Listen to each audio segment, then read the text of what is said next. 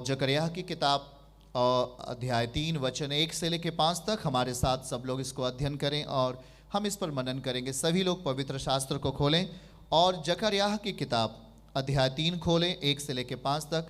लिखा है, फिर उसने यहोशू महायाजक को, यहोशू कौन है?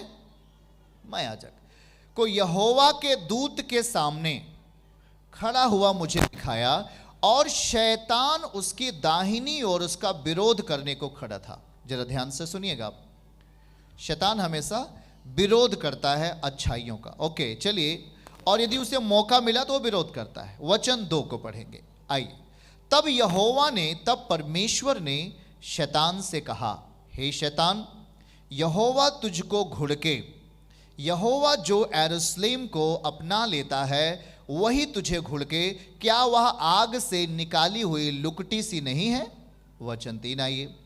ओके, उस समय यहोशू तो दूत के सामने मैला वस्त्र पहने हुए खड़ा था। उस समय यहोशू जो महायाजक था वो दूत के सामने कैसा वस्त्र पहना था? बोल के बताइए, कैसा वस्त्र पहना था भाई? हाँ, तेजी में बोलिए। यहोवा के दूत के सामने वो यहोशू कैसा वस्त्र पहना था? मैला वस्त्र का मतलब समझ रहे? मैला वस्त्र का मतलब गंदा वस्त्र, गंदा कपड़ा पहना हुआ था। ओके, और पहने खड़ा था। वचन 4 आइए। तब दूत ने उनसे जो सामने खड़े थे कहा, इसके ये मैले वस्त्र उतारो। फिर उसने कहा, देख, मैंने तेरा अधर्म दूर किया है। अधर्म दूर किया है। मैला वस्त्र पहले आया, फिर अधर्म आया। मतलब जो अधर्म है वह मैले वस्त्र के समान है। अब बातों को समझ रहे हैं? हमारे मन में बुरे विचार, गंदे विचार एक मैले वस्त्र के समान है। अधर्म दूर किया है और मैं तुझे सुंदर वस्त्र पहना देता हूं। ओके, वचन 5 आगे पढ़िए। तब मैंने कहा, इसके सिर पर, परमेश्वर ने कहा, इसके सिर पर एक शुद्ध पगड़ी रखी जाए। और उन्होंने उसके सिर पर याजक के योग्य, याजक का मतलब जो आपको वचन सुना रहा है, जो आपके लिए प्रार्थना कर रहा है, याजक के योग्य शुद्ध पगड़ी रखी जाए और उसको वस्त्र पहनाए। और उस समय यहोवा का दूत पास खड़ा रहा। हालेलुया। देखिए, जरा ध्यान से इस बात को हमें समझते हुए आगे बढ़ना है। ये एक दर्शन है और जब दर्शन की बातें होती हैं तो लोग निरंकुश नहीं होते हैं, उनकी जिंदगी में आशीषें फलती हैं, फूलती हैं। आमीन, हालेलुया। वहां ध्यान से इस बात को समझिएगा।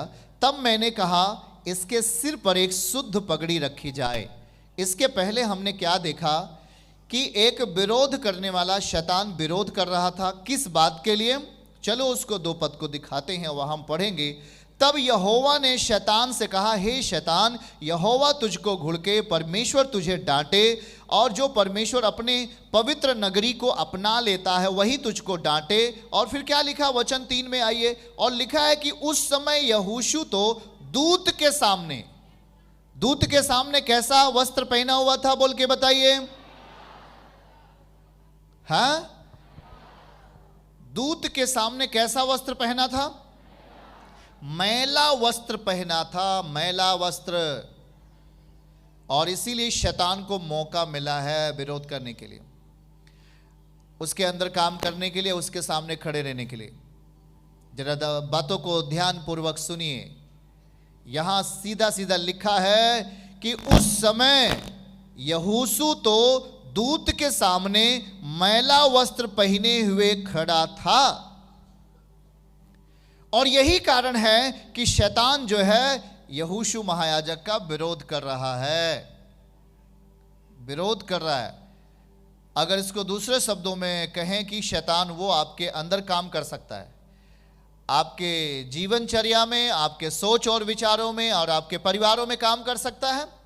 क्यों कर सकता है? क्योंकि याद रखो, वो कैसा वस्त्र पहना हुआ है? मैला वस्त्र पहना हो। और फिर जब ये प्रभु के सामने खड़े थे और वहां शैतान भी था, तब परमेश्वर ने क्या कहा? और उस समय परमेश्वर कहता है, 4 पद को पढ़ेंगे। तो लिखा है कि मैं अब तेरे अधर्म को, मैंने तेरा अधर्म दूर किया है। अगर शुरू से पढ़ें, दूत ने उनसे जो सामने खड़े थे कहा, इसके मैले वस्त्र उतारो। प्रभु हमें फिर से मौका देता है, हमारे मन के मैले वस्त्र वो उतारता है, हमारी आंखों के मैले वस्त्र, हमारे जीवन के मैले वस्त्र को प्रभु उतारना चाहता है, उसे हटाना चाहता है।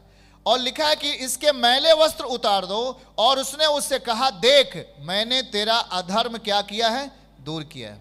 अधर्म, पहला शब्द क्या आता है, मैला वस्त्र। मैला वस्त्र पर फिर दूसरे शब्दों में वहां बात हो रही है अधर्म। तो अधर्म ही है जो एक मैले वस्त्र के समान है। सही है। इंसान यदि मन से दूषित है, मन से पाप में जी रहा है, तो वो एक मैला वस्त्र पहना हुआ है। तो मैला वस्त्र पहना हुआ है तो आपका सामना कौन करेगा, शैतान करेगा। वो आपके सामने आ सकता है, या दूसरे शब्दों में आपके परिवारों में खलबली मचा सकता है, आपके घरों में वो विद्रोह कर सकता है, आपके रिश्तों में वो टकराव ला सकता है, बिखराव ला सकता है। वहाँ स्थिर जीवन नहीं होगा, सामर्थ्य जीवन नहीं होगा, वहाँ सब कुछ उलट होगा, एक विपरीत दशा दिखाई देगी। क्योंकि वहाँ पर जरा ध्यान से पढ़िएगा, अब परमेश्वर कहता क्या है कि इसे उतारो। और फिर उसने कहा, देख मैंने तेरा अधर्म दूर किया है। अधर्म दूर करता है परमेश्वर, और मैं तुझे सुंदर वस्त्र पहना देता हूं। हालेलुया। प्रभु चाहता है हमें सुंदर वस्त्र पहनाना। आमीन। लेकिन ये मन का अधर्म, ये मैला वस्त्र जब इंसान पहन लेता है तो वो कभी भी ये अपेक्षा ना करे कि परमेश्वर हमें कुछ दे सकते हैं। याद रखिए, ये तो प्रभु का अनुग्रह है कि हम मैले वस्त्र पहनने के बावजूद भी वो हमें गले लगा लिया। यही तो है परमेश्वर का प्रेम। आमीन। यही तो है परमेश्वर की दया।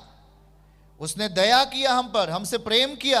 हम गंदे थे, हमारे मन गंदे थे, हमारे विचार ठीक नहीं थे, हमारे काम ठीक नहीं थे, और हम अपने ही जीवन में मस्त थे, जो भी समझ में आता था करते थे। अनाज्ञाकारिता बल पा रही थी और तमाम व्यभिचार और दुराचार की भावनाएं मजबूत हो रही थी, जिससे हमारा आत्मिक जीवन कुछ भी नहीं था। वहाँ एक शारीरिक जीवन बल पा रहा था और वो एक नाश होने वाले रास्ते की ओर बढ़ रहा था। पर आज प्रभु आपसे ये कह रहा है कि मैंने तेरा वस्त्र, अब वो तेरा जो मैला वस्त्र है, मैं उसे उतारना चाहता हूँ और मैं तुझे अब सुंदर वस्त्र पहनाना चाहता हूँ। पर याद रखो, परमेश्वर के सामने आप जब होते हैं तो मैं हमेशा कहता हूँ कि आपको प्रायश्चित के साथ होना है, आपको माफ़ी के साथ होना है, आपको नम्रता के साथ होना है, आपको दीनता के साथ होना है। आमीन। देखिएगा जरा, वहां ध्यान से इस बातों को समझिए। और वहां वो कहता क्या है कि अब वो सुंदर पगड़ी रखी जाएगी। वचन 4 को पढ़िएगा हमारे साथ। वहां क्या लिखा हुआ है, तब दूत ने उनके सामने जो खड़े थे उनसे कहा, ये मैले वस्त्र उतारो। और फिर उसने कहा, देख मैंने तेरा अधर्म दूर किया है, अधर्म दूर किया है, और मैं तुझे सुंदर वस्त्र पहना देता हूं। अधर्म दूर किया है, अधर्म पहले दूर किया, सही। उसके बाद क्या पहना रहा है, कौन सा वस्त्र पहना रहा है, बोल के बताइए। सुंदर वस्त्र तब पहना रहा है जब वो हमारे अधर्मों को क्या करता है, दूर करता है।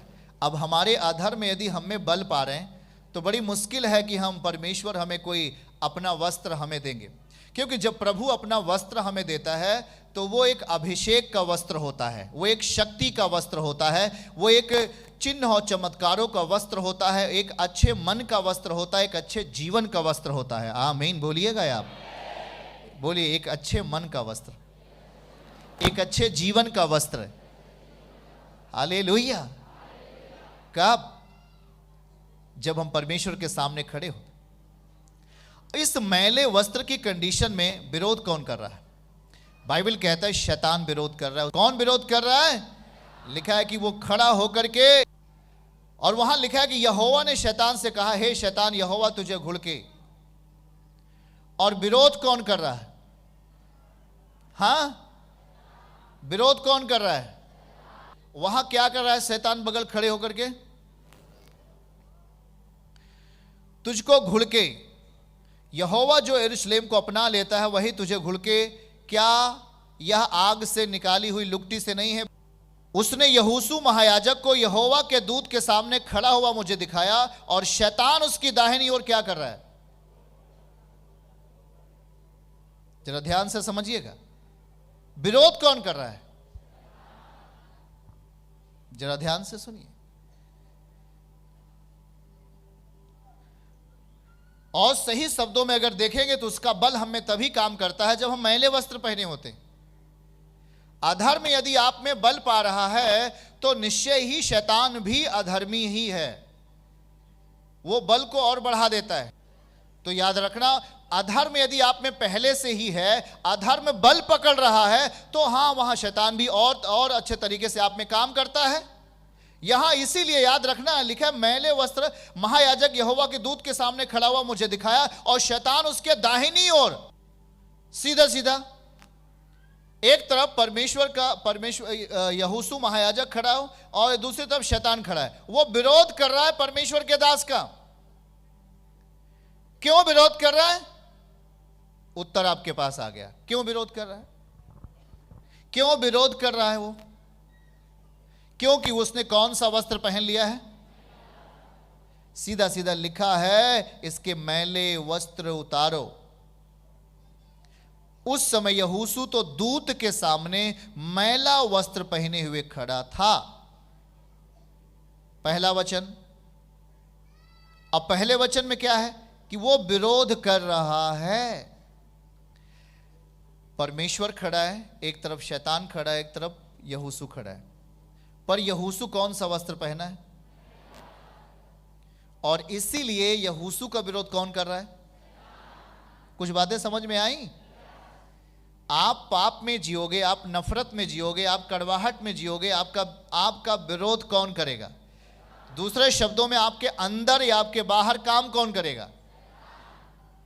वहां परमेश्वर अपनी जगह नहीं लेगा, वहां शैतान अपना जगह जमाएगा और आपके हर एक स्वप्न को चूर कर देता है, आपके हर एक टारगेट को, आपके जीवन के हर एक आनंद को खत्म कर देता है। क्योंकि हमने ही मैला वस्त्र पहन लिया है, हमने ही अधर्म का कपड़ा पहन लिया है, और अधर्म का वस्त्र पहनने के कारण यहां लिखा है कि शैतान बगल खड़े होकर, दाहिने खड़े होकर उसका विरोध कर रहा है। और इसीलिए जब आप परमेश्वर के निकट आते हो तो आपको क्या करना पड़ता है?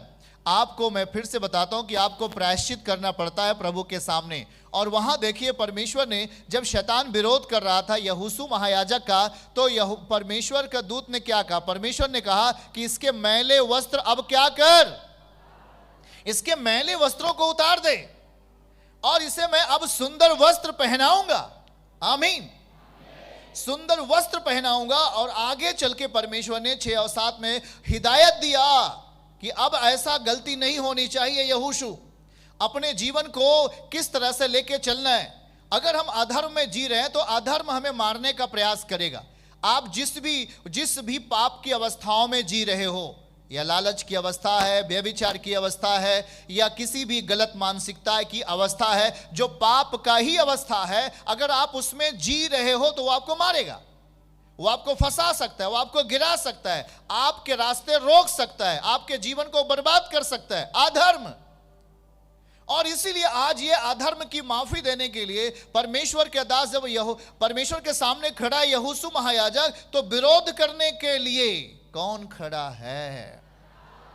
आप प्रेयर ना कर सको, प्रार्थना ना कर सको, उपवास नहीं रह सको, पवित्रताई में ना जियो, आप गुनाह में जियो, ऐसा विरोध करने वाला शैतान है। यहां वचन के अनुसार शैतान विरोध करता है।